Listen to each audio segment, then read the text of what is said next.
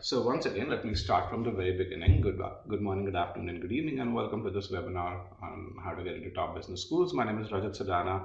With me, I have Mansi Diman and Poonam Tandon, who are going to be our co-hosts today. In this webinar, we'll very simply help you how do you position yourself when it comes to applying to top business schools, starting from the GMAT to your application. Mansi, who's gotten into pretty much every top B school she's applied to, would talk about her journey, and then Poonam will actually talk from her experience and really say how can what worked for her be applied to you guys in general. So before we get started, let's kind of get a pulse of the audience over here. So I have a few questions just to kind of understand the makeup of this group.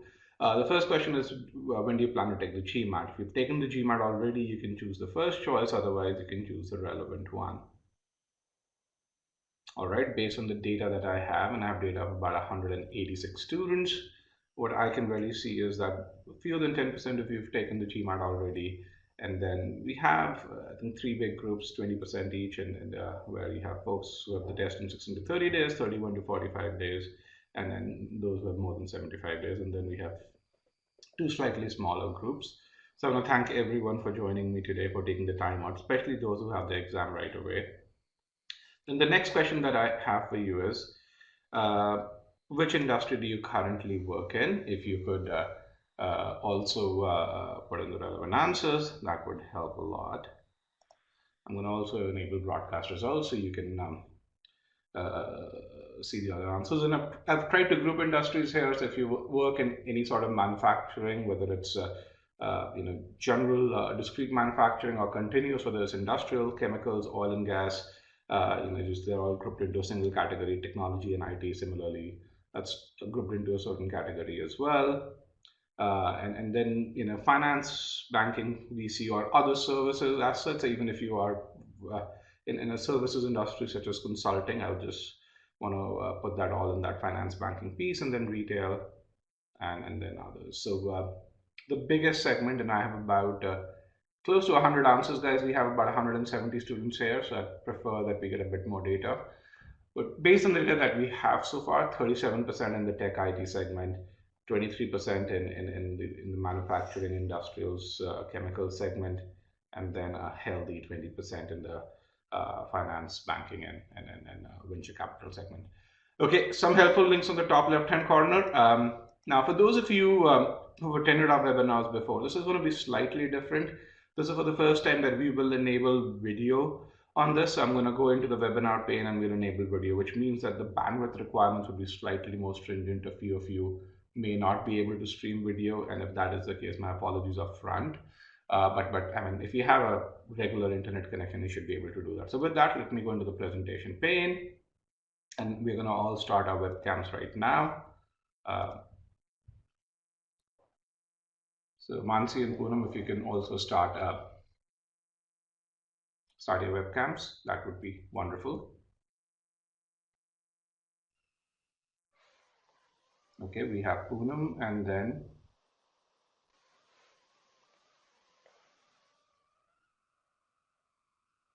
perfect, we have Mansi as well. That's wonderful. Okay, so let me introduce our panelists right now. So Mansi is a former e-GMATer, someone who has a 770 on the GMAT, an incredible journey over there. I interviewed her a couple of years ago. I think it was May of 2017, if I remember correctly. And then she worked with Poonam, and she got into Harvard, Stanford, Wharton, INSEAD, and Kellogg, if I remember correctly, Mansi. These are the 5 schools. And since then, she joined Harvard. She just finished her first year. She's doing her internship. She's in Seattle. So thank you, Mansi, for joining us at 7 a.m. in the morning, your time. Thank you, Raja. Thank you for having me. It's a pleasure to be here. I think the honor is ours. And then exactly. we have Poonam. Then we have Poonam, who's one of GMAT Club's top admission consultants. In fact, she's rated number 3 amongst the 300 odd consultants who are reviewed on GMAT Club. As I mentioned earlier, she worked with Mansi with her application, and she's worked with hundreds and hundreds of students, helping them get into top business schools. So in general, the format of this, and let me actually close email at my end. So in general, the format of this is going to be, we're going to have about a 40-minute odd panel discussion and followed by about a 20 to 30-minute Q&A. And we're going to limit this discussion to about 30% of it is going to be limited to the GMAT, and the other 70% would be to MBA admissions. And again, this is based on the question that we received when you guys registered. You had the 6-question questionnaire. Thank you guys for filling that out as well. So uh, uh, so now we don't have anyone answering your questions while we go through the panel discussion, so you guys can pose your questions in the Q&A pod at the bottom. But we take those questions towards the end, which is kind of different from our other webinars where we take those questions live, and we have another panelist whose job is just to take those questions. So all right, so let's start with this, and I'm gonna be moving the layout a bit more, making it a bit more dynamic, because I think there are lots and lots of interesting artifacts that we have that we can share. So Mansi, let's talk. Let's start with your GMAT preparation. You took your very first mock test. You scored a V27, but less than 50th percentile, and then you improved to a 770, an incredible V42, if I remember correctly. So how did you plan this improvement at a fairly high level? I think any strategy has like a couple of important aspects to it. One is what is your start point, and the other one is like what is your end goal where you want to be. To start with, it's very important to give your first mock in terms to know where your current level is at. And that's when I gave, I think it was like February or maybe March of 2017 when I realized that, let me start giving my first mock and see what my current status is. So I got a verbal 27, as you correctly said, and a Q50. And then I figure out where I want to be if I want to like apply to the top B schools. So 760 was my goal. Um, and so these are the two important aspects of knowing your strength or weakness in that matter, that where you are at and where you want to go. And the next step is definitely to plan how you go from the current position to the goal that you have. And the timeline is important. How to divide basically those 3 or 4 months, whatever plan time you have, whatever time you plan to basically give to GMAT, how you plan to give it, and how to bifurcate that time in different sections, RC, quant, SC, and all those different aspects. So yes, I mean, you should definitely know the start point, the end goal, and then how to go from where you are currently at to where you want to go. So I got this from your debrief, and this is this. You said in the first thing you did was you put this thing on the wall, which is a Right. picture which says 760. So what was the implication of just doing this and just putting it on the wall behind you in your office, house, whatever, wherever you put it? Yeah. Yeah, absolutely. I think the biggest implication for this was like, I had put this on my study, which was in my bedroom as well, a part of my bedroom. So the days when I really didn't want to get up to study, and I preferred studying in the morning because by the end of the day after office, my brain just didn't like working or studying at that time. So I preferred getting up early and devoting a couple of hours in the morning to study. And the days that I didn't like getting up, then I used to look at it and used to think like, if you really want to get that, I used to say that to myself, once if you really want to get that, then you have to get up. So it was just like a motivation thing for me, and I feel that each one of us has something that can motivate us. If you're a night person or an evening person or a morning person, whatever person you are, you can have your customized strategy of like motivating you every single day, which can help you in the long term of achieving the goal that you want to have. Okay. Now let's kind of go a bit about it, and my next question to you is, tracking improvement, and I wrote these questions down so that we don't forget. So Mhm. V27, V42, fairly long journey. V42 is about 94th, 95th percentile, 90 on verbal. V27 less than low 50. So how did you track your improvement using, mock test, Scholaranium, or anything else that you use to track? And I have this chart over here because you did chart it out in some ways, and then I'll be happy to provide this to others to download. Right. I mean, it's important to track your study as well. I mean, the one aspect is definitely that you improve your basics, you identify your weaknesses, and then you start working on that. The other aspect is definitely to know where your improvement is going. So for me, going from a V27 to V42, I had catered into like different steps, V30, V35, V37, V40, and V42. These were the like, different kind of like Gating steps. factors. Yes, so I was like aiming for them like probably by the end of every 3 weeks, 4 weeks, whatever the time frame was. And this is like a part of visual management that we now study in MBA. Now that I realize that, so it's more like that you kind of track your daily progress, that where you are at, and what is the score that you have, where you want to go, and how do you get that, and what are you doing for that. Um, so I think this specifically was the results of my mock tests, which were the Yes, these GMAT are. official prep mock tests. These I gave mostly towards the end when I was like fairly confident on my basics. Um, I think this was like the last 1 month of the prep test, and like every Saturday I used to give one GMAT mock test and see where my results are, and what is the verbal and the quant score, and then where and how I want to improve it to the next step. Okay. I think this Gantt chart was also the preparation part before that you created Yes. that Yes, I think this I created very fairly early in my strategy planning, in my preparation, right when I wanted to start it. The first few months were a little slower because it just took me time to kind of like warm up with how to study and devoting time for it. But then I also enrolled in classroom classes by Jambori, which just gave me that discipline that I wanted to have. Like weekends were really hectic in terms of like friends, family commitments. It was just difficult to like part away that time. But enrolling in some sort of classes just gave me that discipline and that uh, particular seating area in a library or something where I can just go and sit and study. It's very interesting. So I was in Delhi as Mansi and I were talking on Friday. I was in Hmm. Delhi this few about a month back, and so I happened to visit a relative's place, which is where all of this IES coaching happened. And you talked about library, and over there they have these libraries where all people do is come and study, and it's air conditioned. They'll give you tea, coffee, everything over there, and then you really see crowded with people studying, but it's pin drop silence over there. And I was like, man, this is, and you feel like studying over there. You can't do anything else but study. But yeah, that's something which is really important. Absolutely. Uh, okay, I think a couple of other things that I noticed from again we're now going from a so I think let's talk. I want to talk one more point about this. So you said you made this plan fairly early during your preparation. Um, what is the value of spending time to really come up with something and put it down on in a Word doc in your case or on a piece of paper?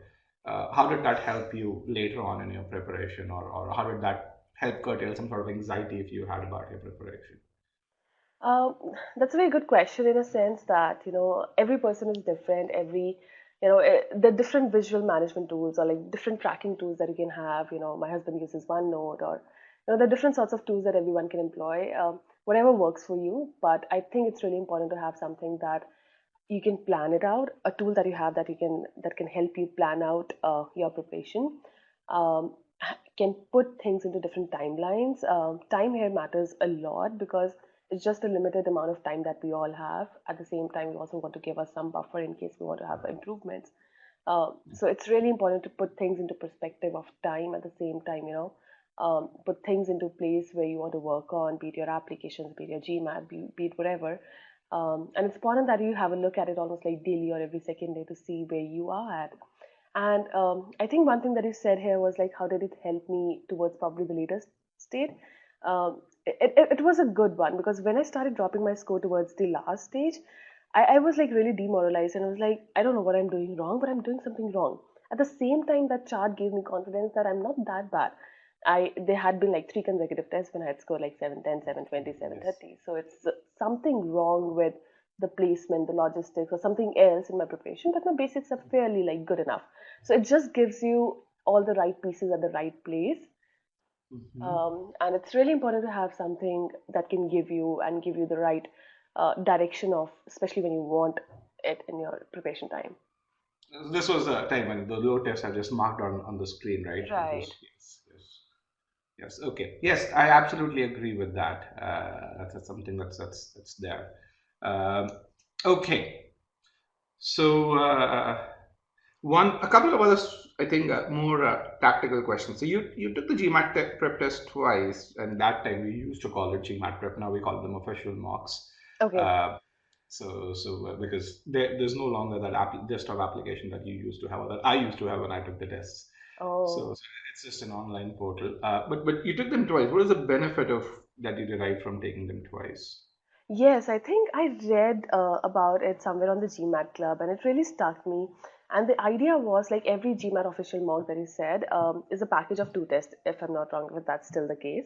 So I used to give one on a Saturday, the next one on the next Saturday, and the following Sunday I used to re-give the entire the test, three or four. Like if the package is of three or fourth test, then I would give three on one weekend, then fourth on the next weekend, and then the following Sunday I used to give either third or fourth or whatever.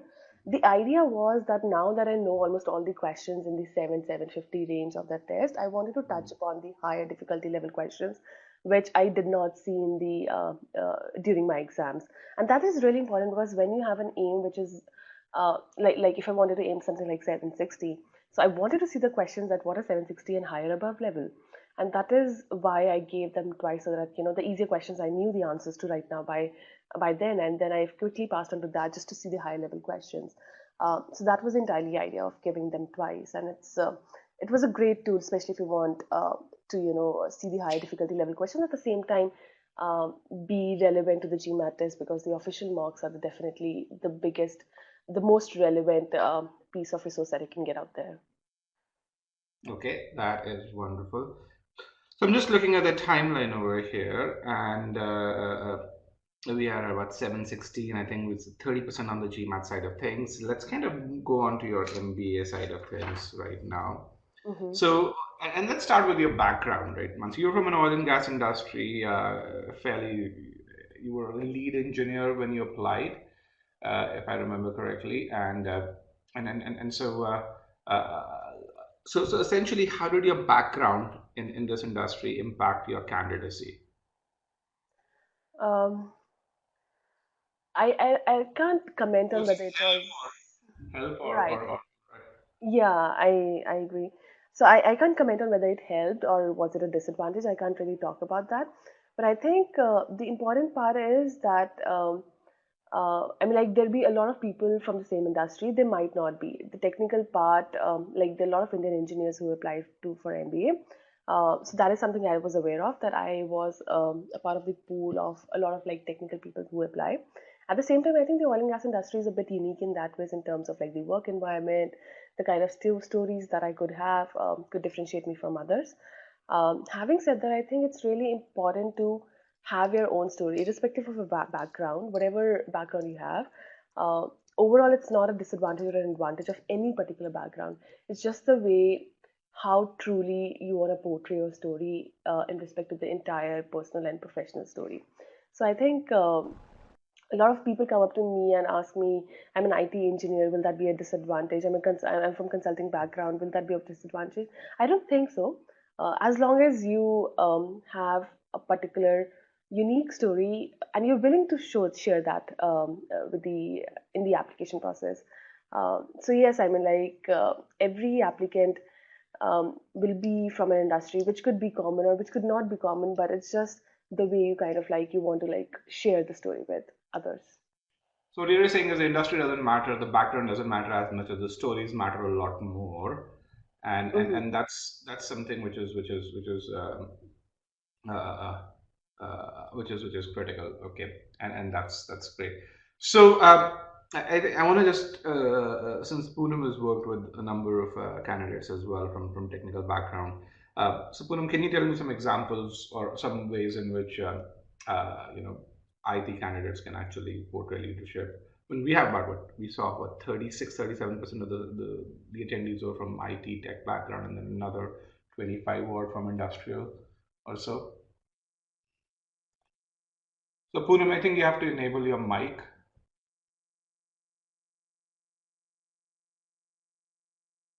I've just done that for you. I think you can speak up now. Yeah. Yes, Rajat, as you have rightly said, that I have worked with many candidates from all the industries, and including IT background.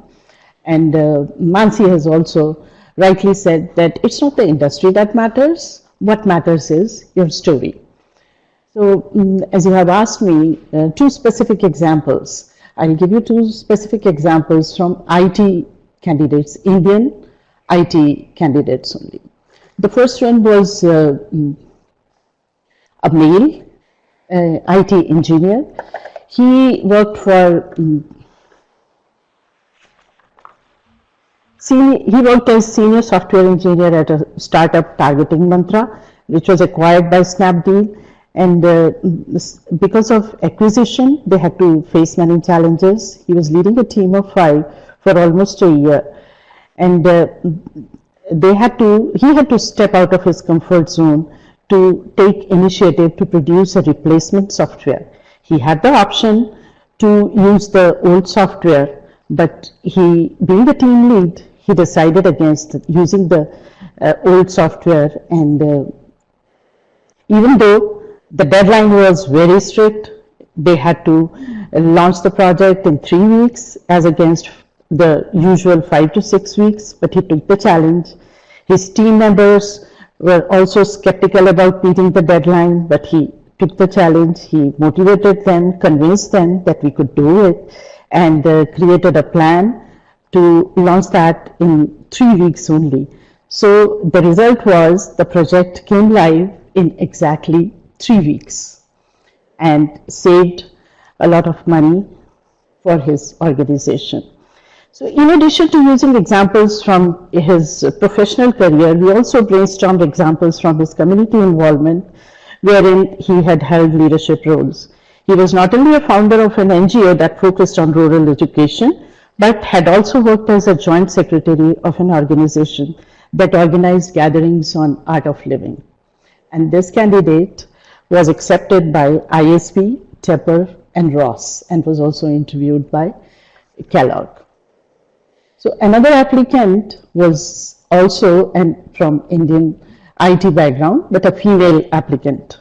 She was a graduate from Kurukshetra University and worked for Accenture as a test lead. Again, a purely technical role. She showed leadership by taking initiative of writing scripts that reduced the testing work by 50%. She also showed leadership by identifying and grooming the right talent and built a team of 7 analysts on onshore on-site model, identifying their strengths and weaknesses. So the project resulted in revenue growth of 150K for Accenture. So when the team had to do overtime for production work, she boosted their morale. She also highlighted their accomplishments. So in addition to her work, she also took leadership roles by managing events at Accenture and organizing fundraisers. This applicant was accepted by Booth and Kelly. So it allays the usual fear that if you are in a technical role, you cannot show leadership. Even if you are in a technical role, you are still working with people, you are still working in teams, you are still collaborating with other organizations, other firms. So you are facing challenges. You are overcoming those challenges, achieving results, and making an impact on your organization. That is what we call leadership. I think that's a point very well said, and I think it's going to go very, very nicely into our next point, which is Mansi, Poonam and I discussed your application. So we discussed some of the leadership qualities you portrayed overall, but just to summarize, we all work with humans, and when you work with humans, things break. Humans break more frequently than machines do, and when you fix humans, you show leadership, and or when you divert them into a channelize their energy in a certain direction, that is leadership. So Mansi, let's come to your application, and so what are some of the key leadership qualities that you portrayed? And then that's the first question. The second question is, how did you come up with them? What kind of soul searching did you do? I think the answer lies to the start of the second question. I think it all starts with soul searching, introspection, and the sooner it starts, the better, because it just takes a lot of time to kind of like dig deeper into your own story. So once you start, you just take an example of one particular application. You start with one application, and then you start figuring out what your story is. You start listing down all the important events in your life that impacted you the most and have made you think about the decisions that you otherwise will not, and made you think about the future that you envisage for yourself. So it all starts with soul searching and introspection, and the sooner you start, it's better. In terms of leadership qualities, there's not one particular leadership quality that I kind of focused on, or not even like a few, So I like a think two, let's go three. to how The did you idea, show them? I think let's just focus on how did yes. you. So I think that that's the way I would like to answer it. The way is to like kind of like there is like what decisions did you make, number one, how did you make that, and why did you make that. So for example, like be it a meeting of like 5 7 people, and you're trying to drive a decision in which there's the manager, the head of the department, and the people who are even junior to you. There's a way that you drive consensus to. How do you do that? How do you persuade people, and why did you do that in the first place? Or be it be it a field activity wherein you're trying to lead people to a particular activity, and this is sort of crisis. How do you manage those crises? Why in the first place did you take some certain decisions, and what were those decisions, and how did you take them? Did you like talk to different people? Did you had to like stop the work and think about it, and take into account that you're like wasting money, or like cutting cost, or like what is that exactly that you're doing, and to back it up, why are you doing that? I mean, like if I need to if I need to tell my story of any particular leadership instance, then the way I would like probably break it is that number one, I would tell the story. Number two, I would focus on the values that were in that story. Was it integrity, that something that I did not want to compromise on? Was it honesty that I did not want to compromise on? Show your value that values are something that you will never compromise on, be no matter what. So any leadership story will compromise of the story itself. At the same time, the inherent value that you were trying to um, convey with it. Um, and I think lastly, what is important is don't be very flashy in terms of all your stories. No, none of us is perfect. Everyone will have success and failures. It's important to show that how you made the decision. Be the decision is wrong, that is fine. Just own it up. I made the decision because I thought I could not compromise on my honesty, but that did not turn out very well for the company. And this is what I learned from it, and this is how I applied in the next particular instance. Make sure that you have all kind of stories, or let's say be honest about your what really happened, and talk about it in your application, because finally what they're trying to do is trying to know who you are, and how you're so unique, and how do you make your decisions, and what value will you bring in the classroom. So I think these three different important aspects: one is story, the values, and definitely to just own it up, be it a success story or a failure story. Just own it up and realize what you learned from it. I kind of Yeah. want to dig one layer deeper. I want to. You Yeah. talked about the principles. I think I want to just make it a bit more competitive, I would say. Mm-hmm. So, Mm-hmm. both of you know Mansi. You being Mansi, you know Mansi, and Poonam knows Mansi because she's worked so much with you. So, I want Mansi you to start with and say, what's your favorite Mansi story that was there in the application, and then we'll go to Poonam and really say, was that the same thing that was her favorite Mansi story that went in Yeah. the application? So, I think let's start with that. That's a good question. I think my favorite story um, is of a time when I actually made a mistake, I remember that. and that kind of like, it's more like a failure story. And I kind of made a mistake, and I was like really uh, in that torn whether to share that mistake or not, because definitely any mistake comes with a value, especially in the industry that came from. It was like a drastic mistake, it was like a small mistake, but definitely it was something that came with a cost. And I was like in two states whether to share that mistake with my manager or not. But the end, I think I realized that it's important to share that, because the trust that we had built with our client, with my company, it was important to like share that and kind of like talk about what are the different ways that you can uh, cope with it, and try to have a remedial measure towards it. So that was one of my favorite stories, and most interviews we talked about it, and we delved deeper into it. That what is the kind of conversation that you had with the manager? What is the kind of conversation that you had with the client? And how did you convince them in terms of doing another remedial, measure after that mistake?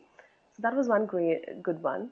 The other thing that I really liked talking about, kind of a leadership story, was my time in a different country, and the way I kind of like gelled with the team. Every leadership story doesn't have to come up with leading a team, or Exactly. like going after a target and achieving that. Sometimes it's just about collaborating. How do you do that in a different environment, in a different culture, in a different religion? What are the steps that you took? I talked about Ramadan, what I did during Ramadan, how did I like distribute work between the team members? And that is again one story that almost like all interviews touched upon. And like, how did you do that? Like specific instances. What did you talk to the supervisor of the workshop team, or what? Uh, how did you? What was your like workflow in a period of Ramadan when like 80% of your team who were Muslims couldn't work? So all these kind of things come up are the different aspects of a particular story, and that's how you talk about that. And that's leadership too. I mean, that's huge when it comes to leadership. I mean, you understand a completely different culture, and if I understand, you were in a different country as well, right? Right. And so when where you did not speak the native language, right? And Mm-hmm. so essentially, you kind of you had a lot of chasms to cross, and you did cross those chasms, and it's just not about the language, it's not about the religion, it's not just about kind of also being women in an predominantly Mm-hmm. male dominated industry. So I think some great leadership stories over there. So Poonam, what's your favorite Mansi story? See, one story I would agree about her failure. And she hasn't mentioned, but it happened. That failure happened because she misinterpreted an Indonesian term. Remember, you were new to the language and you misinterpreted a word that could have, and but you didn't hide it. So that is where honesty and integrity comes in. You reported it, you informed your manager about it, and he was so impressed with your honesty and integrity, and then you gave the client remedial help with it. But anyone else would have made a different decision in that case. Anyone else would have just kept it to herself or himself that, okay, so what? I'm new to the language. And so what if I misinterpreted an Indonesian term? So I was highly impressed with that, and so was your manager. So another, my favorite, and we had highlighted it in essays also. And you had talked about this in your INSEAD failure essay, accomplishment failure essay. Remember, I remember that. But my favorite Mansi leadership story is the way she got herself accepted by the Indonesian team. She had too many challenges to face. She was the only female in the team. She was the only expat, and she was leading them, and all of them all were older than her. So she not only had to make them accept her in her team, she also had the challenge to make them accept her as her leader. So that was a daunting task, and it wasn't easy for anyone else to do who was not a born leader. So what she did was she first she learned Bahasa, their language, so she could connect with them in their language. Then she started having lunches with them in Indonesian canteen instead of continental canteen, and she changed her. So gradually they started accepting her as one of her team, as her leader, as their leader. And another thing, she at work, earlier they were doing the same thing together. She identified their strengths and then distributed work amongst them. So that enhanced their effectiveness. So my favorite Mansi leadership story is her success with the Indonesian team, the way she strengthened her Indonesian team. And that was in spite of all the hardships that she faced offshore rig. It wasn't an easy feat. There were so many hardships, even basic food and sanitation facilities were not available. She met them all. So resilience is the quality that I appreciated the most about her. She didn't say no. And she made her place I in think that and achieved results. Thank you, thank Puna. you. I think that's Love it. incredible. I actually know a couple more that Poonam and I talked about, but I just want to summarize this and move to the next part here. So we kind of heard four leadership stories right now.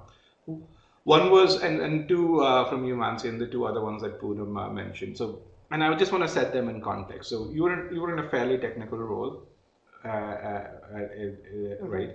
But your leadership story with regards to the stuff in Indonesia where you earned their trust, you distributed their work, then your failure piece. And I think one of the things that for me as a failure when I'm so I didn't know of the story, by the way.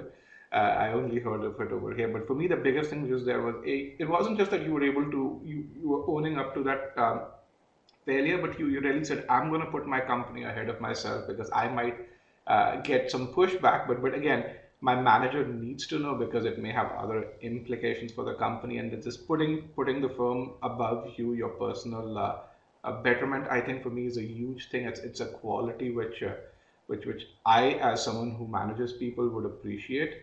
And would appreciate a lot because it's that trust that I can then have in that individual, which I think is just amazing. It's a huge differentiating Exactly. factor for me. So that's second. The third one was when Poonam talked about this company that was acquired by Snapdeal and going through this other piece of software. Again, technical job, but it was done in what, 6 weeks or 12 weeks? What was it, Poonam? Three And that weeks guy, instead of 6 weeks. 3 weeks instead of 6 weeks, a new workflow completely, and again, it involved humans. Again, even though it was fairly technical, but it still involved humans. Humans had to do the work. Amazing leadership over there. And then the other one was writing some scripts. Again, very technical, but again made everyone's life better by doing that. Again, leadership. So I think if you are in a technical field, there are many ways to portray that leadership. Right. I think the key challenge over here is how do you figure out what is leadership and what is not? And Mansi, then so the next question goes to you as I know Poonam gives this crazy long 17 question questionnaire that you have to fill out, and I looked briefly at that, and I think I lost a few of my hairs looking at it. So how did that help you come up with your leadership stories and other things?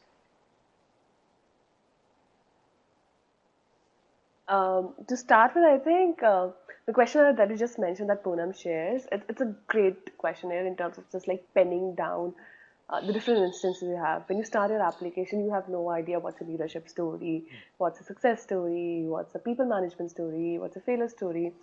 All you know is like, yes, these instances happen in my life, and then you try and connecting those dots, and you try to figure out what your strengths are, what your weaknesses are, and then how you portray them.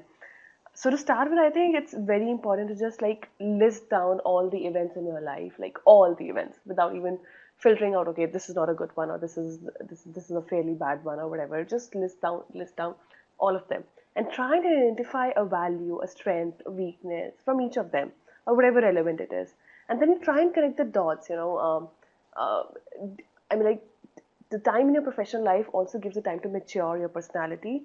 At the same time, identify your values, and those values get strengthened as and when your work experience increases. So you just need to like be just identify those stories, identify the inherent underlying values that comes with it, and then of course with your like help, like I took from Poonam, just try and figure out what is the best leadership story out of them. How can you say that, or how can you cover a lot of things in one story, or like combine 2 3 stories together, or something like that. It's all about then brainstorming around those stories, but the first step is like listing them all. Okay. Poonam, you can't give that question out completely. So, but at a very high level, is there anything else that you would like to add to what Mansi just said about the questionnaire, about how should people brainstorm stories? What are the three things that they can do if they don't have that questionnaire to kind of unearth some of that hidden potential or things that have happened to them throughout their life, and then say these are things worth mentioning.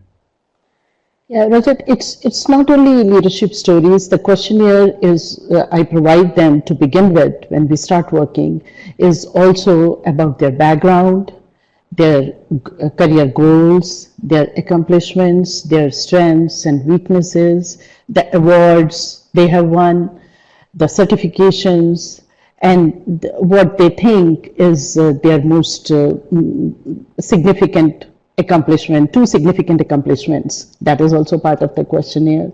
What initiatives they took, that is also one of the questions in that.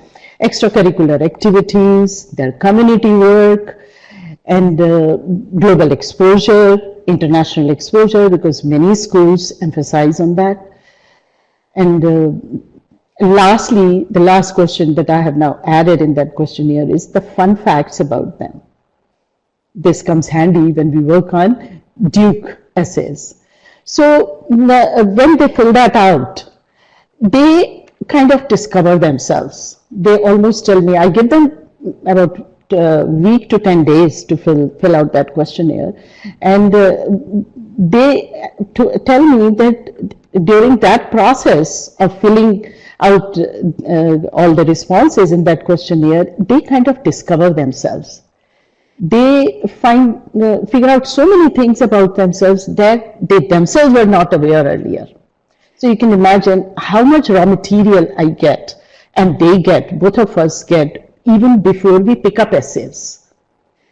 So then we use that raw material as per the essay prompts of a particular school. We refine it, polish it, chisel it, and then connect the dots between the story while we work on different essays.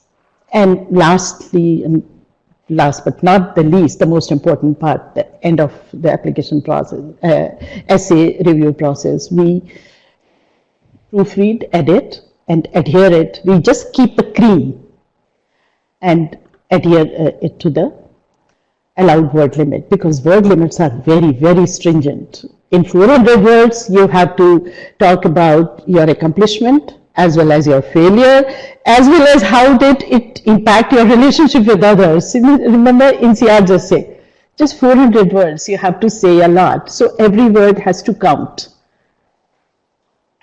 Okay, I think that's something which is, yeah, that is true. That Yes, is I true. think. I just want to add one thing, if I can, for a brief minute. I think it's also like very, very important to have someone. Now when I look back, it's very important to have like a buddy with you who can also reflect on these stories with you. My buddy was like my husband, and we both used to like brainstorm on our stories. And then he being from the same industry, we could like think about that. Why did I make that decision in the particular place? What if I did not do that? What if I took another decision? What could have been the implications? So just to like deep dive more into and take a step in more into like introspection and deep dive more into that stories and get the most out of it. I think it's really beneficial if you have a buddy, a friend, a partner, a mentor, anyone who's maybe from the same industry, maybe not in case of your personal stories, but just knows you very well, so that you can brainstorm those stories and just the whys and hows True. behind that story a lot I want to more. ask this, since you mentioned your husband, it's very interesting because what I know is, because you're here, you guys are not right now. You're living partially separate lives. And so how important was it for you to get him on board to like, say this is something that I want to do, and just to really get that support from him for you?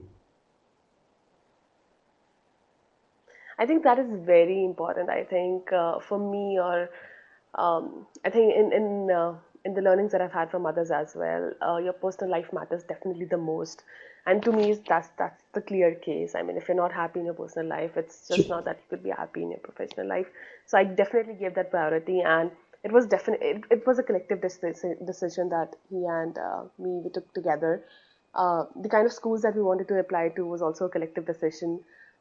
We were into, we were thinking whether we were debating whether we should go for a 1 year program or a 2 year program, because we were sure that he could not join me for the program, and it's going to be a long distance relationship, and it's not going to be easy for sure.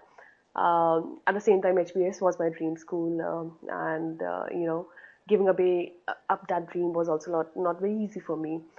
So it took time, and it was definitely one of the biggest decisions in terms of like which school should I choose. Like NCR was another choice. Had it not been What HBS, was probably I it? would have gone to NCR.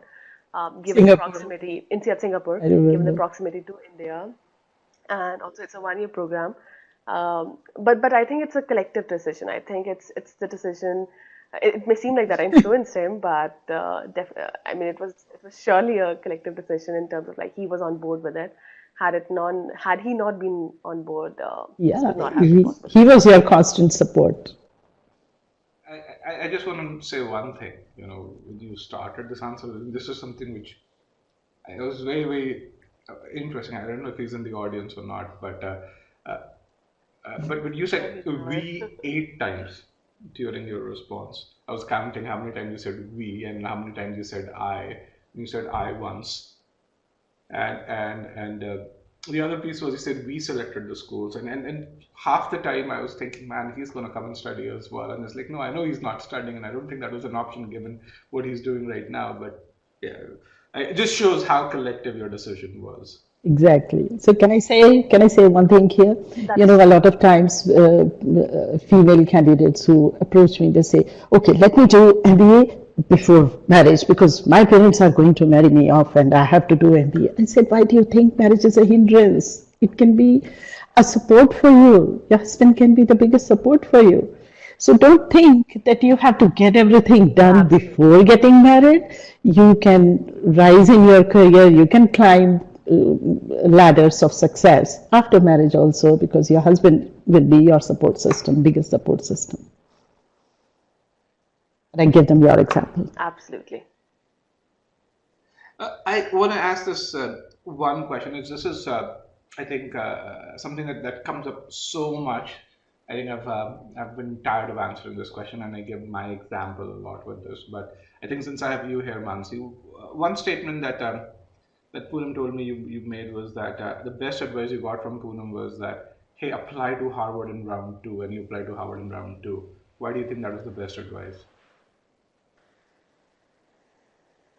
So I gave my GMAT in June end. I kind of started thinking about my applications in July. Kind of lost the entire month and like, about my applications, the schools that I wanted to apply to. So effectively started my application process in August beginning.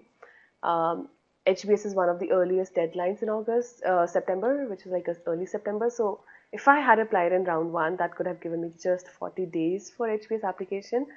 And I did not want to risk my application on just 40 days of preparation. That is something Poonam recommended to me as well. I was very keen on giving HBS in the first go, because of course it's your the dream school and you want to like get done fast and you figure out stuff. You have a GMAT score in hand, so you're like, okay, let's do it. But I think one great advice that Poonam gave me is to like put it for the round two, because also like I was like really keen for it. Um, at the same time, I think the first application, I mean, never start With your your first dreams. application. I remember, I think Poonam also said that. Yeah, exactly. This, never start your first application with a dream school, because your application takes time. It just takes time to improvise, to marinate with all those kind of stories that you've had, and for you to just be confident about your story. Especially even after the application process, when you go for the interviews, you need to speak about them. You need to be confident of your own story. What do you want in life? That's not a very easy question that you get answered. I've not answered that question even now, but just to say that in a very articulate manner in the interviews, in a confident manner, that yes, you know about it, or no, you don't know about it, but you want to figure it. All these kind of things, it just takes time. So I think it's really important to like kind of distribute your applications in different rounds. I did Wharton and Kellogg in round one. I think that was a great choice because Wharton's application wasn't that long, but even if it was not that long, it just took me forever. I postponed INSEAD's application as well because I was very keen on that school. But INSEAD application is like a two-in-one application, which is a very long application. So it just takes time. So just give yourself time. I think in this entire process, the biggest thing that you can give yourself is time. Start early and Well, give yourself time. that's a great answer, I think. And then I like the fact that you marinate your application. And so I want to have a follow up question. So you applied in two, I think two follow up questions. One is you applied in two rounds, round one versus round two. Given what you know from your experience at Harvard and you've met so many other students, does it make a difference? A, that's the first question. The second question really is that your application in round one versus the application in round two, your confidence in going for an interview in round one versus your confidence for going for an interview in round two. How was that different? I mean, how much of flavor did that marination add? It adds a lot. You would be surprised. I mean, to me, even I've talked to so many people who are from round one and round two successful applicants. I've never heard once that because I was round two, I think I didn't get into it. I mean, I think that's a very bizarre myth out there. Please do not buy that. I think the best Exactly. round for you is when you're ready. If it's round one, If it's round one, then it's a round one for you. If it's round two, then it's round two for you. For me, the marination process really worked in a way. I remember the first week of January, I had two deadlines: HBS, GSB application deadline. NCR has two interviews. Those were lined around that time as well, around mid-January. I had to prepare for those as well. So just that amount of time that I had given to my applications, and also that I had wanted in Kellogg interviews in round one, just prepared me pretty well for that crunch time when I had like applications and interviews back to back in the first couple of weeks of January. Also, like Yeah. considering that I had a job as well and the regular life that I had going forward. So it just prepares you for the time that you think could be like really difficult for you. And also, I think the marination process, I mean, especially for HBS application, I mean, it's a very open-ended question. It's not a question that you can list down like why HBS. It's not that those kind of questions, like very straightforward. It's a very open-ended question. What else would you like us to know about you? And you write one draft, you sit on it for 10 days, you think about it, and then you discuss it with your partner, with your buddy, mentor, whatever, your consultant, and then you write another draft. So it just takes time for you to process all that information and sit on it, and whether do you really connect with that story, whether you really want the admissions to know this is like this part of you. You can't tell everything to them in that one page or essay, but at the same time you want to convey whatever the most important aspects of your life. So it's just the marination process helps you like process it and just feel it in terms of like is this is the best version of me?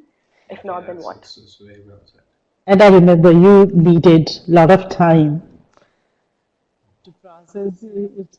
Yeah, I pestered you a lot during HPSS, like multiple reviews. I'm so I mean, sorry. you needed time. It took I think this kind more of than a leads month. very nicely into the next question. I think you've talked about two schools that were your favorite. I think two schools are very distinct. One is INSEAD, the other one's HBS. And then I have this. I've heard this from admission consultants. I've heard this from schools when I go to AGAC conferences, and they really say, hey, uh, tell us why you want our school. Why would you like to study at HBS or INSEAD? So, as a candidate, Mansi, when you're applying to schools, I think the first question would first go to Mansi and then to Poonam. So, Mansi, you're just more very specifically in your case, how did you feel when you were applying to these schools? How's the application different? How's the process of approaching them similar and different overall? So I mean, so the work that you had to undergo overall, and then I want to really just have Poonam summarize that with regards to how she thinks with in the context of a broader candidate pool overall. Yeah, I think that's a great question. I think the way all the applications or interviews per se are similar is that they want to know you, like the unique you, not an oil and gas engineer, not an IT engineer, not a consultant. They just want to know you, who you are, and what is your life story, including your personal and professional story. Why did you choose? Why did you make certain decisions that you made? And what do you want to do? Like, what's your broader vision about the world, your own career, or just like people and things around you. So I think they really want to know you genuinely. And I think a lot of mistakes that applicants or like even I was like tending to do was like, oh yeah, I know this guy from my own background who did this and his profile is like this. Maybe I can Biggest showcase like that. I mistake. think that's the biggest mistake. That's the most wrong thing that you can do in an application. Just concentrate on your own stories. Every application is very unique, and that's the point of all these applications. Just try to get that unique personality of yours in both your personal and professional stories. So that I think is one common in all the applications. Um, the other thing, which is more like a kind of a preparation part of it, is like just prepare a list of stories, like 6 to 8 stories, and especially that helps in interviews in terms of like have those 6 to 8 stories, not in terms of like do not title them. Okay, it's a leadership story, or it's a failure story, or it's a the strength story or the weakness story. Just have those stories prepared, and whatever question it's asked, the interviews are more conversational. Just try to get in those stories and try to highlight the aspects that the interview is trying to ask you for. Like tell me a time when you had to persuade someone. So you had this story which you thought is a strength story, but you kind of just pull it from your head then and just try to have a conversation around that story. So I think it's important to have those 6 to 8 stories. Even now, when I go for interviews, it's just like it's really good to have those 6 to 8 stories prepared in the back of your mind and just pull it whenever you want. Um, so that ways, all the schools are, I would say, is different, is similar. The way they're different is they're like individual questions. Some of the schools have like why this school, and like Poona mentioned, the Duke has like the fun facts. It's a very different question, and it's a very interesting question. So that way, like all these schools are different, and every school essays needs a different aspect to it. I remember the GSB essay. It was the last essay that I gave, but it just took me Yeah, because GSB also had one in Chicago, Stanford so GSB essay. The Stanford essay. And by then, that was the last application, and I was like fully prepared for my application. I was fully confident on my story and everything. But it just took me time to figure out that one thing that mattered to me the most. So every essay is very different in its own way. So give it due time, but at the same time, have your one unique story ready, or like be confident about it and just say it in different questions that's and very well said. formats. Have those plethora of stories, but be very confident about them. There will be something that be there in every school application that you would need time to work on. And for Harvard, it took you about a month to really say, I'm happy with this. With INSEAD, there was no. With Stanford, you said there was this one question on which you had to spend more time on. So I think let's go to this in a bit more technical sense, and this is where I think the question goes to Poonam to really say HBS versus INSEAD, and then I would kind of add a start to at the end of it, which what we know from student service. But how are these two applications different from one another? And again, Poonam, be very cognizant of the fact that some of these people who are here, 80% of this class is not done with the GMAT, so they may not know the application structure inside out. So at a very high level, outline the application structure, and then they'll say, how are they different in your opinion? And how does that make a difference with regards to how we approach that? Yeah, these two applications are very different. But before I get into the differences between applications of Harvard and INSEAD, I would like to just summarize what Mansi said about her application for Harvard and Stanford. She applied to INSEAD, Kellogg, and Wharton in round one. So those questions were very, very direct: leadership, strengths, weaknesses, accomplishment, failure, goals. So those direct questions had prepared her for open-ended questions of what else you want, as Harvard's question of what else you want us to know about you, and Stanford's question, what matters most to you. So these were the open-ended questions, and you were already prepared because you had already worked on Kellogg, Wharton, and INSEAD. And you already had two admit offers by that time. All right, let me just get into the differences between the applications of INSEAD and Harvard.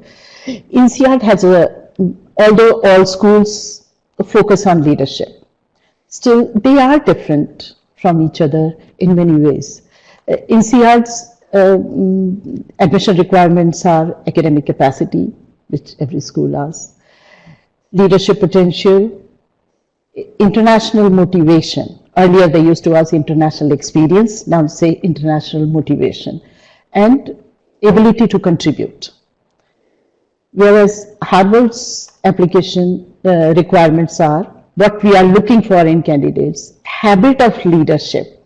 It's very different from leadership potential, habit of leadership. They are not only looking for leadership examples, they are looking for applicants who have leadership ingrained in them, who are born leaders, who would not wait for the professional experiences to take leadership roles.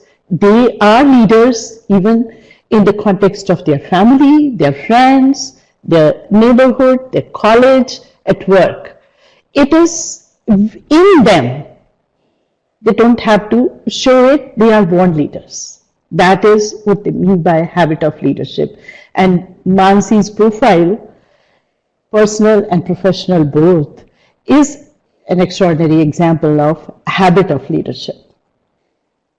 The other admission requirements are analytical aptitude and engaged community citizenship.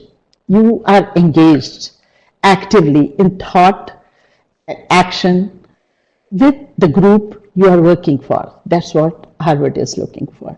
So in admission requirements, they are different. Harvard is not asking for international experience, even though they would love people who have global exposure, but they are not specifically asking for it. But INSEAD is asking for it because it's an international school that represents 95 nationalities. And then their questions are also framed around these admission requirements. INSEAD has 5 job essays, 3 motivation essays, 8 essays in all that are very, very comprehensive. Plus, and whereas Harvard has just one open-ended essay, and that too does not have a specific essay prompt. We have seen your resume and recommendation letters. What else you want us to know about you? So the onus is on you. You have to decide what else you want them to know about you. And that's not only professional, that's mainly personal qualities and strengths that you will be bringing that make you stand out of the crowd of 10,000 people who apply to Harvard. So that is the distinguishing factor for which Mansi has already said that she had spent so much time in figuring out what all she would want to say. And for Harvard's application, because there are only 3 components, resume, application form, in which they ask about their goals, when you, your professional history, why you left that company, the reason, all that they ask in application form. So you don't need to repeat that in the essay, and recommendation letters. So those 3 components also become more important. You have to make your resume also jump off the page because you don't have many essay questions to talk about you. So resume should highlight your professional self, and essay, open-ended essay, your professional as well as personal, mainly on your personal attributes. Another thing that is different is INSEAD asks about video essays. Harvard doesn't. So I think this. And lastly, I'm not done. Lastly, another important thing is INSEAD interviews are taken by 2 alumni. They are alumni based. Harvard interview is taken by admission committee members, and they are exact 30 minutes, not 25 minutes or 31 minutes. And I remember Mansi sharing her experience of Harvard interview with the admission director, how much you were impressed by his interview, that it was that half hour was a snapshot of your whole life. That is true. Absolutely. I completely enjoyed interviewing for HBS. It was a 30-minute time and it was a lot of pressure, but at the same time, I don't know how they do it, but they just talked about each and every. And they warmed you up. He warmed you up by asking about Bombay, and I mean, didn't directly start with the questions. Made you so comfortable. You were so happy about it. I think so. So I think this is something which is very interesting as to Harvard. What I heard from this is Harvard relatively light application to INSEAD, but the interview is very intense, and because that's such an intense interview, they don't really, you can't train an alumni to do that in 30 minutes, right? I think I just want to add in here the application, the Harvard application is really detailed and comprehensive. It might not have those amount of essays, but they require like all those NCR essays, even cut short them into lesser words and put that into the Harvard application. And then on top of that, they have a very open-ended essay. So in that sense, Harvard application is very detailed. Like I don't think I gave so much attention to any other application, like application apart from the essay, just the application, the career project tree, the extracurricular works, like all those kind of things. They had so many questions, as Poonam said, and it's just very important not to ignore them. Right. That is the important aspect of That's a it. great point, and I'll tell you why that's a great point. Because at AGAC they do a survey where we one of the questions really is how well has the school gotten to know you, and in that survey, Hmm. INSEAD is amongst always the top ranked schools over there, and Harvard goes towards the bottom. And where people really say that Harvard doesn't get to Wow. know them. Why? Because it's a single essay, right? I mean, Yes. people feel the way Harvard gets to know about them is, or a school gets to know about them is through essays, and it's just a single essay. A and B, Harvard is, I think, way more selective with regards to interviewing people than other schools are. Um, and again, because it's the admission directors who are interviewing you, not an alumni or an alumnus. So essentially, what you're really telling me, Mansi, is that they may not have that many essays, but they do get to know you through that Hmm. application, and through these other pieces, and so people should focus on those and not they say, hey, Intel's asking so many essays, they really want to get to know me though. Whereas Harvard, on the other hand, has an open-ended question with no word limit and so on and so forth. Yes, absolutely. I'm saying that. In fact, if I had to say, maybe it's my fancy for HBS or something else, but I think that HBS tends to know you way better than any other school just because they ask you everything in the application. And then on top of that, they ask you, what else would you like us to know about you? And then, like, okay, I'm done with all my stories there. The application has taken my all my stories. What do I tell you more? So it's that kind of an application All there. right, one last question, and then then we'll look at the Q&A part. One thing that I would really tell you is, it's a. I see that we still have, we started this webinar with about 230 people. It's been an hour plus of intense information sharing in this webinar, and we still have upwards of 200 students here. And I have few questions, which means everyone was listening to this. So the last question, I think very important. I've seen this pop up a couple of times, is scholarship. And Mansi, you received some scholarship, and then you also received, we talked about the financial aid and with regards to loans and all of that stuff. So can you tell us about how much scholarship you received, and then the financial aid, and then some of the other perks of getting into a top business school, essentially? Yeah, I think this is also a question that a lot of people ask me. Some of them are very hesitant at first to ask me, but they really want to because it's a very important part of the entire decision making of whether you want to do an MBA outside your home country or specifically in the US because it's just so expensive. So to answer to that is that my personal way of funding my MBA is a part of the financial aid that I got from HBS. HBS is that way is very generous about their financial aid and they give basis on your financial means. And the other part is so my funding is based on that financial aid, a part of my savings and some loan. So and most of the people around me have a similar mix in HBS. I am not very sure about the other schools, but I think loans and student loans makes an important part of it. Um, I'm not sure, but HBS has, I'm not sure about other schools, but HBS has their own credit union which helps you with the loans in a very personalized, customized format.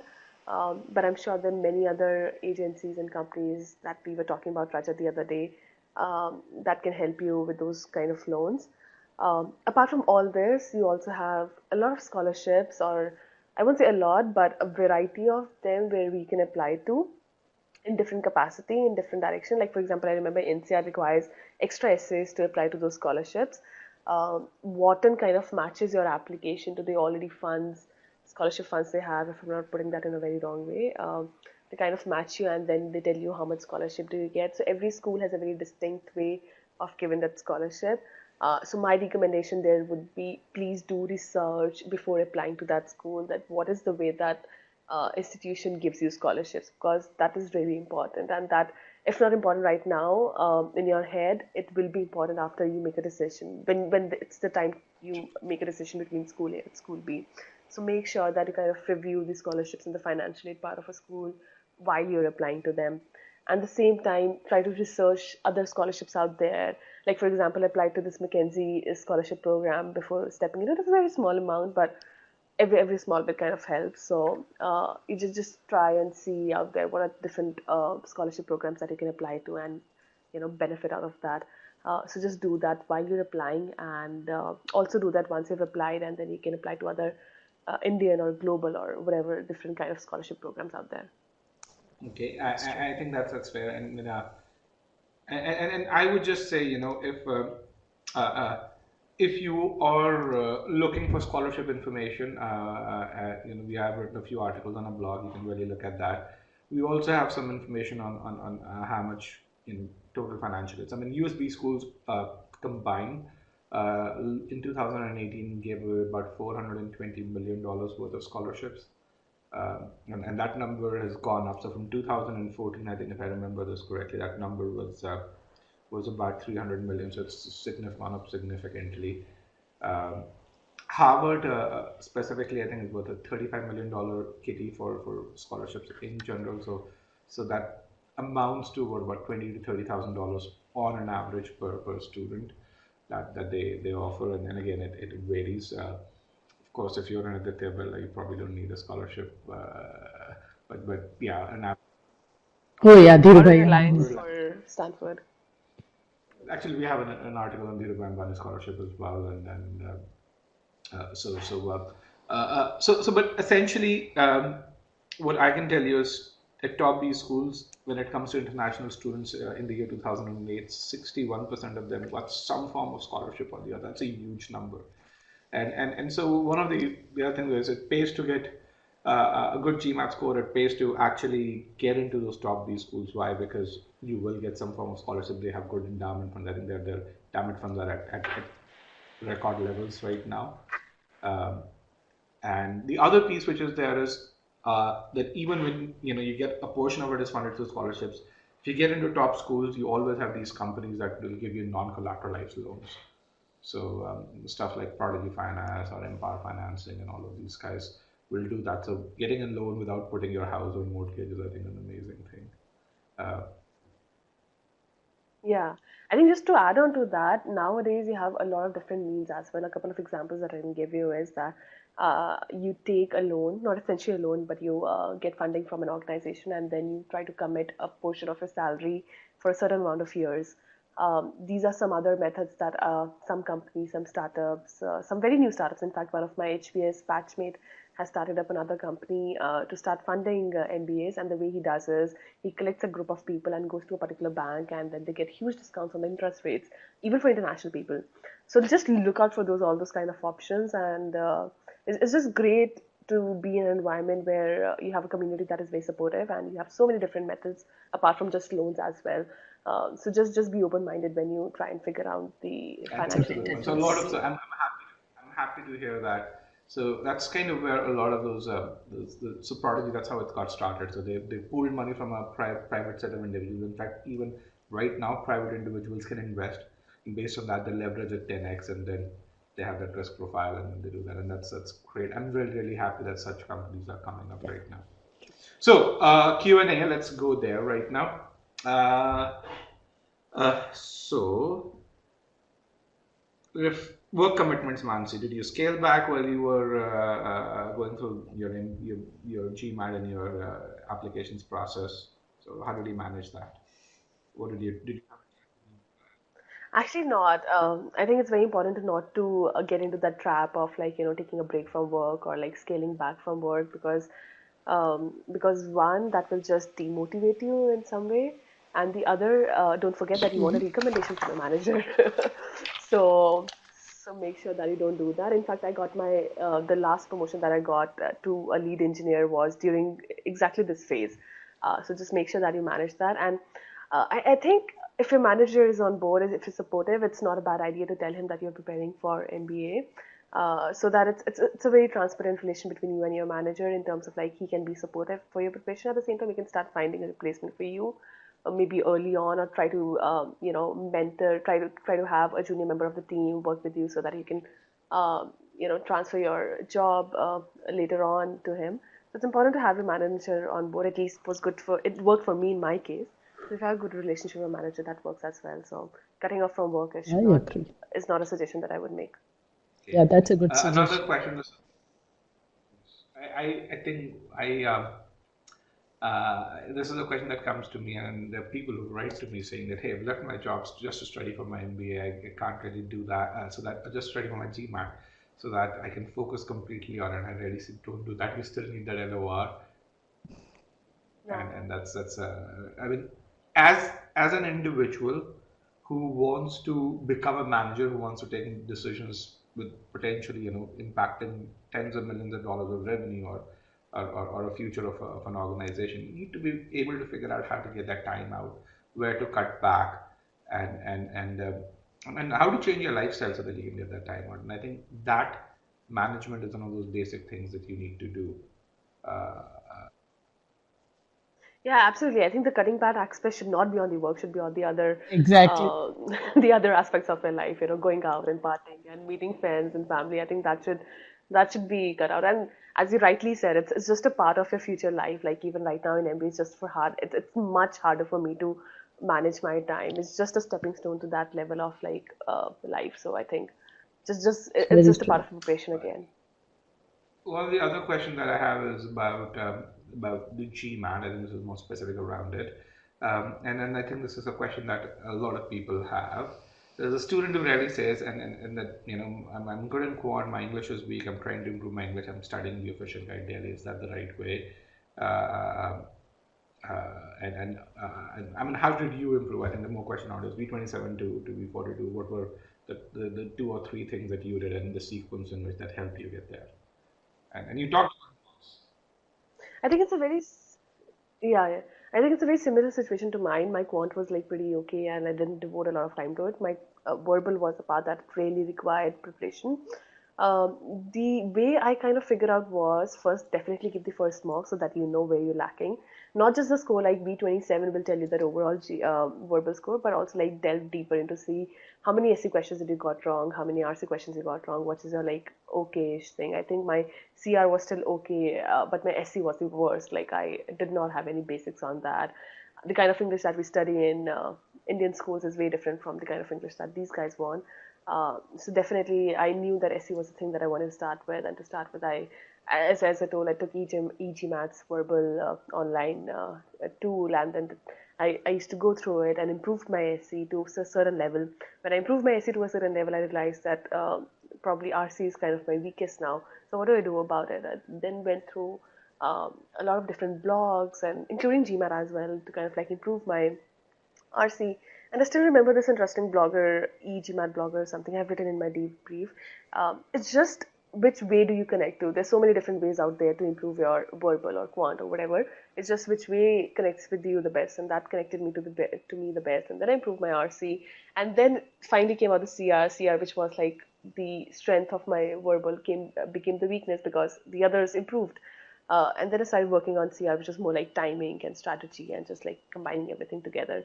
So I think just bit by bit, piece by piece, you work on each of them, try to learn from others. GMAT Club is a great tool to help you. Like you have so many debriefs about people. You can connect in a sense that yeah, this is my problem, and I think this is the way I should do because yeah, I like reading the entire RC first and then answering questions, and not like answering questions first and going back to the RC. So it just depends on what kind of a person you are. So just read a lot, go through a lot of different questions from GMAT Club and I see think what that's way that's connects you it's a to the great best. suggestion. So I think to summarize, you start with figuring out what your weakness is. That initial marks really important. Then work on it. Make sure you track that improvement, and then you figure out, hey, what now is my weakness? Work on it, track that improvement, and so on and so forth.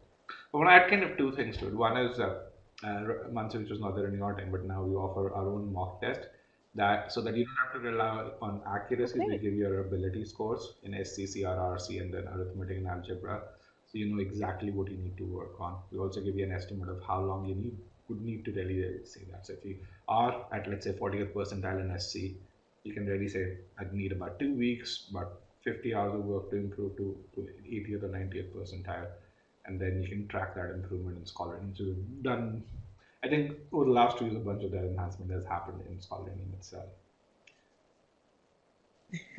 Yeah, I'm jealous you didn't have that back in that time. Yeah. But the other thing which I Still, think is really important, you said connect with a method that works for you, and I think that's really important. You should try different things out and see, hey, is it working for me? And if it does, there's no one right method or one wrong method for you. It's something that, because ultimately it's you who has to take the test, and not some method that I suggest, or I'm not taking the test for you.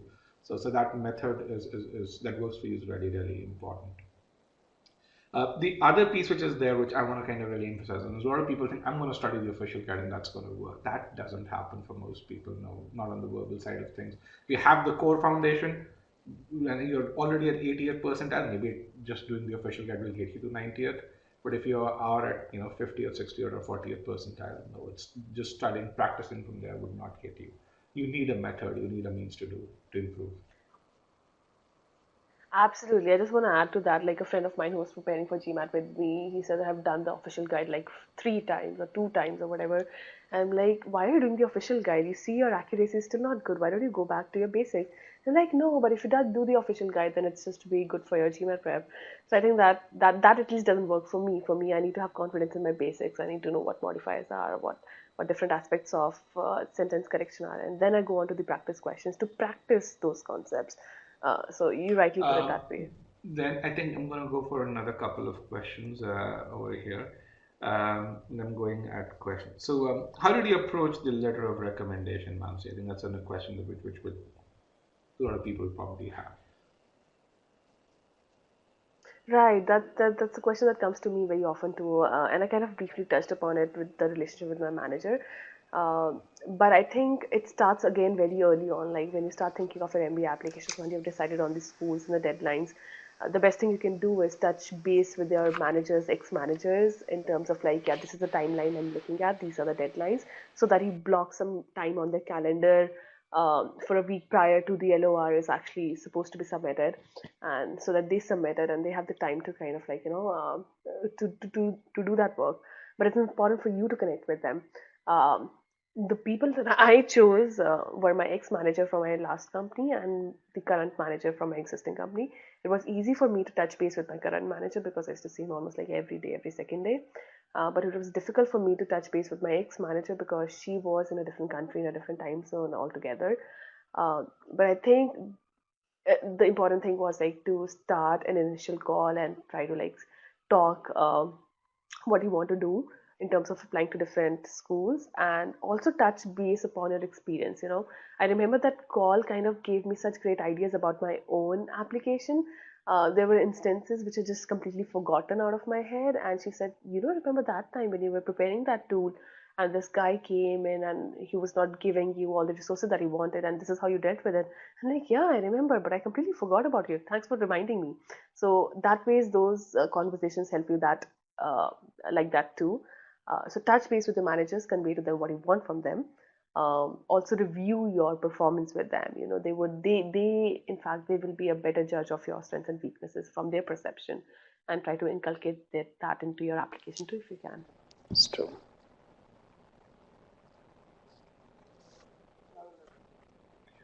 And to really just at a no, it's a really good answer with regards to overview and what you did. And I think I personally learned a lot about having that initial conversation. But I want to just quantify this for our audience here.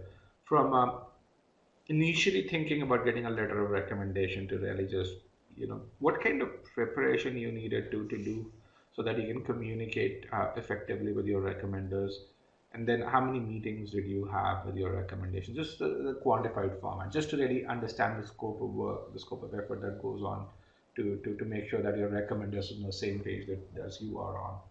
And yeah, and I think I think it all depends also, like from person to person. Like my ex-manager, she was pretty hands-on. She didn't want much time, so the initial one call was enough with her. And then she did all by herself. Um, but I think following up with her was something that I had to do very often because uh, she was very prone to doing everything on the deadline. So that is something that I did with her. But the second, my current manager, who was my second recommender, he was a very timeline wise he was very nice, but I almost like had to see him before the application of almost every school and kind of like run through again uh, the kind of like just to like have a conversation with him.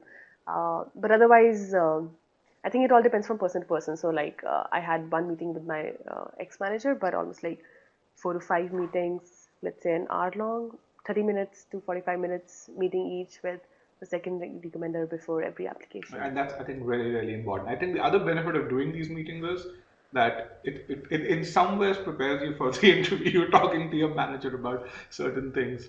But I think one thing which also everyone has to understand is that it's a lot of work to give a letter of recommendation. I mean, you have to write what 2.5, 3 years. I remember I've done two letter of recommendations for my employees, and it takes an entire morning to just write them out properly, and that's morning that I'm not working.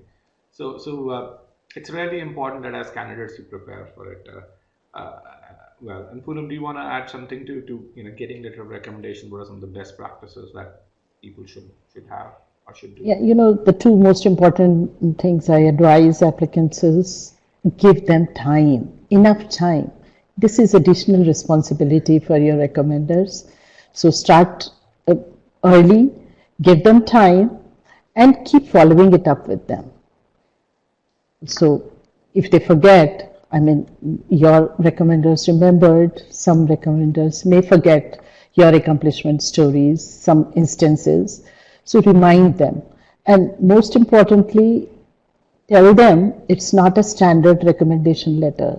Some of them are doing it for the first time. So they need to know that they need to answer specific questions that the schools ask them. And they need to illustrate them with specific examples. Just making blanket statements like this, the recommender is very good at this, exceptional at this, will not impress the outcome. This is not what they are looking for. Even the questions, recommendation letter questions, specifically ask, please provide examples from work. And now that GMAT letter of recommendation that most schools are following, 500 words responses about strengths and what distinguishes the applicants from other applicants. That is 500 words. So even if they don't write all the 500 words, they still need to be very detailed and comprehensive about it. They are still, and the second question is about constructive feedback. That is also very important. It shows they are asking these questions because they want to know if the applicant has the willingness to learn from mistakes, and how she or he has grown over the years by following recommendations of their superiors. Like the willingness to learn is important, self-awareness is important, and how open they are to the feedback. Are they like, do they take it negatively or positively? So all these things throw light on specific personal and professional traits of the candidates. And this needs time. They need to be guided by the applicants. Most of them don't know what the expectations are, what the requirements are. So the applicants need to guide them.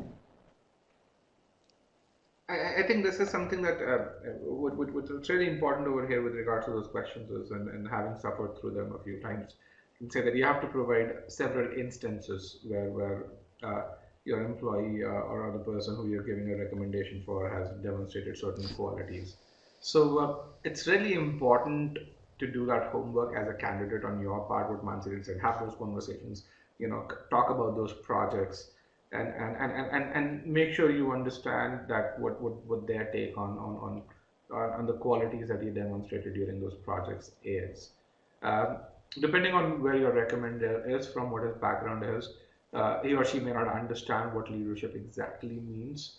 Immediately say great contribution, or that this guy was better than X in this, but they may not be able to portray it in those exact uh, terminology overall. And then I think that's where those calls are really important. That's where you as someone who can really evaluate your recommender in some ways, and really say this is the kind of support system I need to provide that recommender, so that he can do a good job of or truthful job. And again, this is not where you're kind of leveling the playing field, because certain recommenders in the West typically are way more aware of this than recommenders in the East. So I think there is that part of delicate education that you also need to do, which is really important. But one thing that I will tell you is that a letter of recommendation can often make or break your entire application, just because it validates what you've written in your application.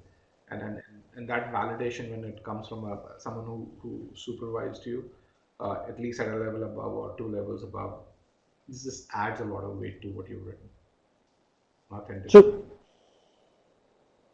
There's another question which is around the LOR, which I can say says, what if my recommender has changed positions? Then they say, what if do I give another ID? And I say, I don't think it matters because they verify the recommender anyway.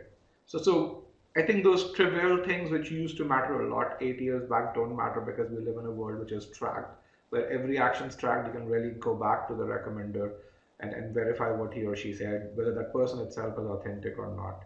And B schools are very, very smart about this. So it's not, I mean, you can't, it's very, very difficult to fudge the system. Yeah, just to add on there, my ex-manager in my previous company, she switched jobs, but still I chose her as a recommender. So True. that should not be an issue for sure. Okay, so we are 90 minutes into the session. And there are lots and lots of questions. I don't want to go into what I would call a specific question. I just want to summarize one thing, and then Mansi and Poonam want to give you an opportunity to say that one last thing that you want to really say.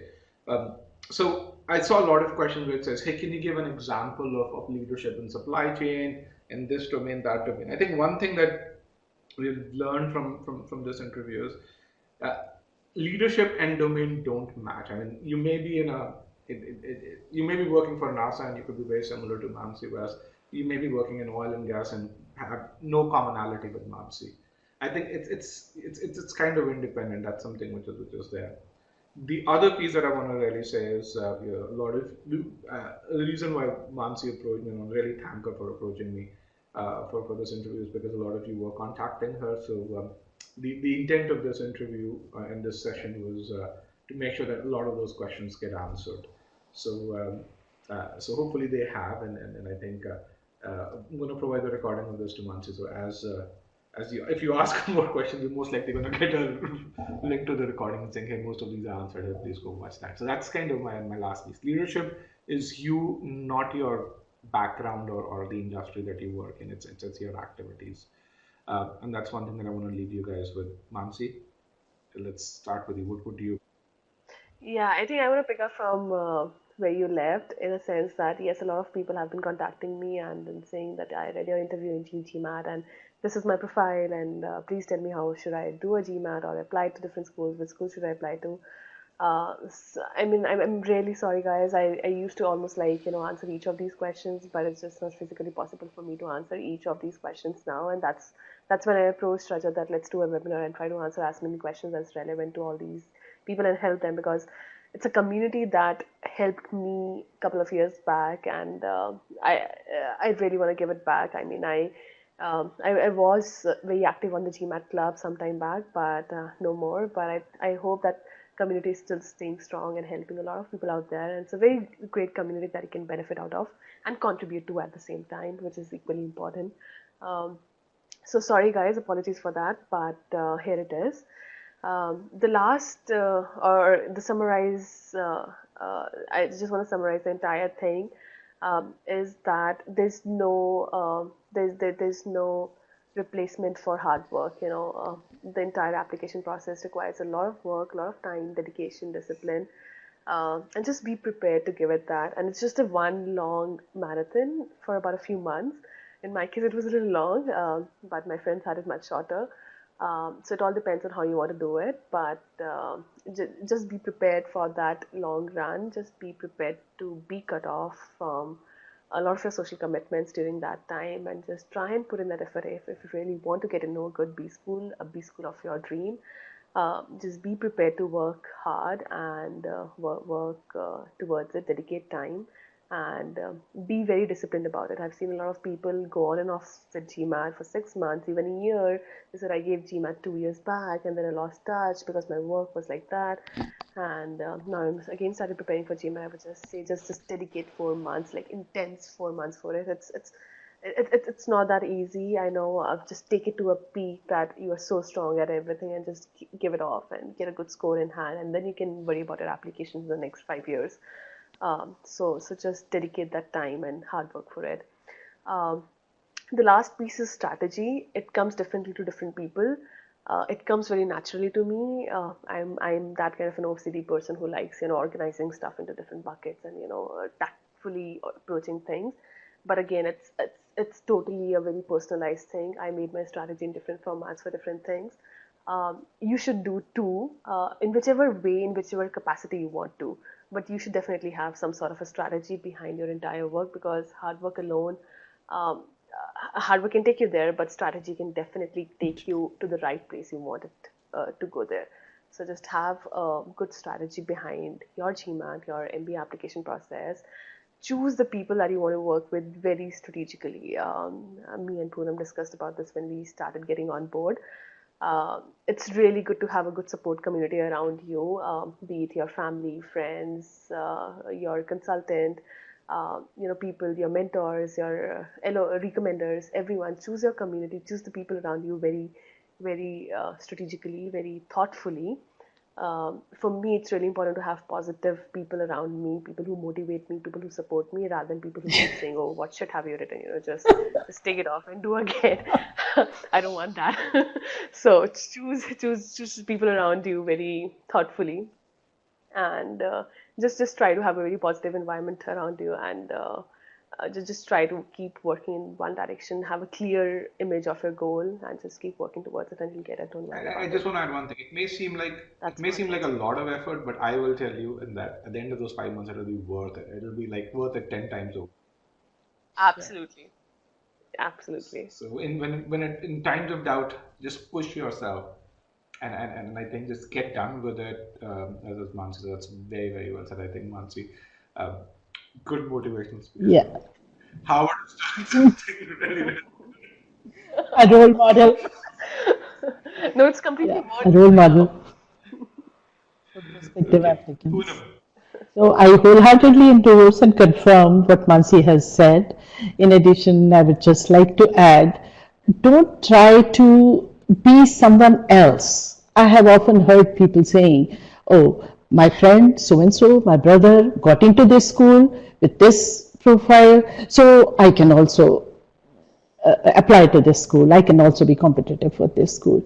See, make your own choices. Even though you have your support system, ask for advice, ask for suggestions, but see what you want. Have faith in your stories, what you want to do. Don't try to be someone else. And do not think this is what these schools want to see. This is what these schools would like. This is what admission committee members would like to read about.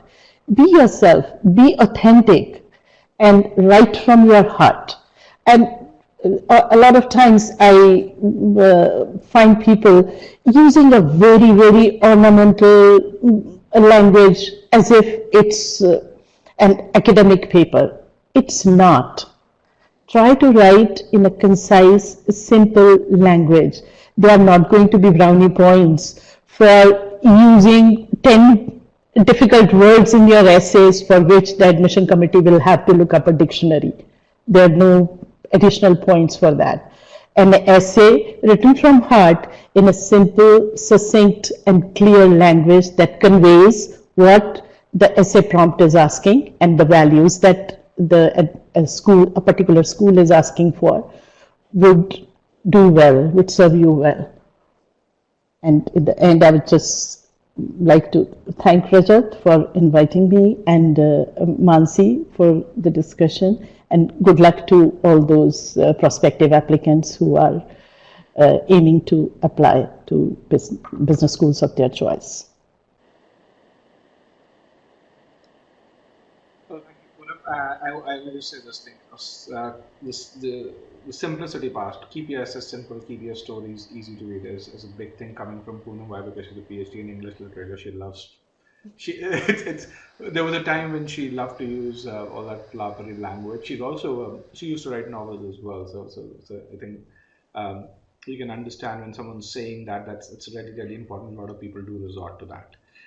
In the end, actually want to thank both Mansi and Poonam for giving us all this knowledge and information and sharing their experiences of applying to these schools as well as working with so many candidates. Life for me was very easy. I only had to prepare these questions, but they were the ones who had to come up with answers and good answers for those. So they had to prepare a lot more than I had to. Uh, so thank you very much for doing this. I think it's worth my while. I've done a lot of these, and I can tell you this is one of the best panel discussions that I have been in, and I'm sure the students over here learned quite a bit, and it's going to help them. It's going to guide them, give them a general sense of direction as to how should they approach their GMAT and their overall application. So thank you very much, and good luck, Mansi, to you. Thank you, Rajat. Thank you for having me. Thank It you. was a pleasure talking to you both. Thanks, Mansi. Thank Have you, a good Poonam. day. Bye bye. Bye.